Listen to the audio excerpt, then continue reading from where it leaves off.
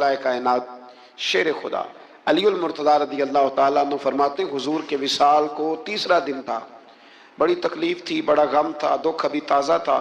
میں حضور کی قبر انور سے تھوڑے سے فاصلے پر بیٹھا تھا، امام قرطبی نے اس کو لکھا ہے۔ تو کہتے ہیں ایک شخص آیا اور مجھ سے آ کے پوچھتا ہے کہ نبی پاک علیہ السلام کہاں ہیں؟ کہتے چونکہ زخم تازہ تھا، 3 دن گزرے تھے تو میں رو پڑا۔ میں نے کہا وہ جو سامنے مزار پر انوار ہے نا، قبر اطہر، وہ میرے نبی پاک کی ہے۔ تو کہتے ہیں وہ حضور کی بارگاہ میں آیا اور اس نے مٹی اٹھا کے اپنے سر پہ ڈالی، عرض کرنے لگا یا رسول اللہ صلی اللہ علیہ وسلم، رب فرماتا ہے ظلم کر لو تو میرے محبوب کی بارگاہ میں آؤ، تو میں تو آ گیا ہوں، مجھ سے غلطی ہو گئی، بھول گیا تو حضور میں آ گیا ہوں، تو آپ نے پردہ کر لیا، میں کدھر جاؤں؟ حضرت علی فرماتے ہیں وہ اس درد سے رویا کہ میں بھی رو پڑا۔ آپ فرماتے ہیں مجھے اللہ کی عزت کی قسم، میں نے اپنے کانوں سے سنا حضور کی قبر انور کے اندر سے آواز آئی، او اعرابی چلا جا، اللہ نے تیرے سارے گناہ معاف فرما دیے۔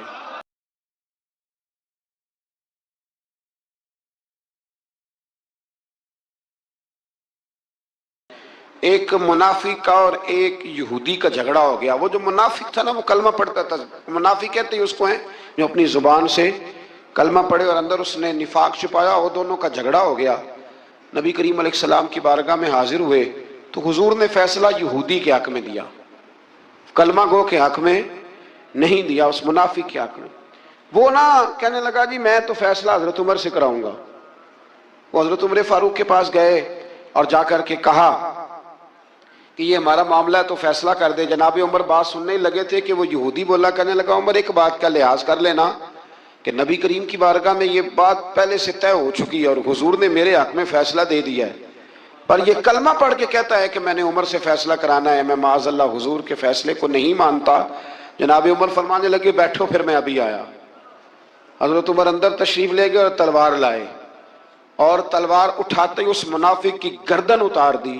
فرمایا جو میرے نبی کا فیصلہ نہ مانے، عمر کی تلوار اس کا فیصلہ کر دیا کرتی ہے۔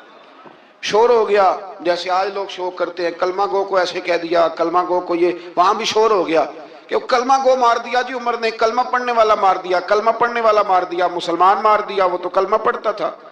جب بہت شور ہوا تو اللہ تعالیٰ نے قرآن مجید کی یہ آیت نازل فرمائی، فرمایا محبوب کون سا کلمہ اور کون سا اس کا ایمان؟ ایمان تو تب مکمل ہوگا جب تیرے فیصلے قبول کرے گی، کلمہ پڑھنے سے تھوڑی ایمان مکمل ہوگا۔ اللہ کی عبادت کرو اور اس کے ساتھ کسی کو شریک نہ ٹھہراؤ، اور اس سے آگے بھی بڑھو۔ وَبِالْوَالِدَيْنِ احسانا، اپنے والدین کے ساتھ احسان کرو۔ یہاں مفسرین نے بیان کیا کہ یہ نہیں کہا گیا کہ والدین پر احسان کرو، والدین کے ساتھ احسان کرو، ان کے ساتھ اچھا رویہ اختیار کرو۔ حضرت قاضی صاحب رحمۃ اللہ نے یہاں ایک جملہ لکھا ہے، بڑا ہی دل کرتا ہے میرا کہ وہ جملہ کہہ دوں۔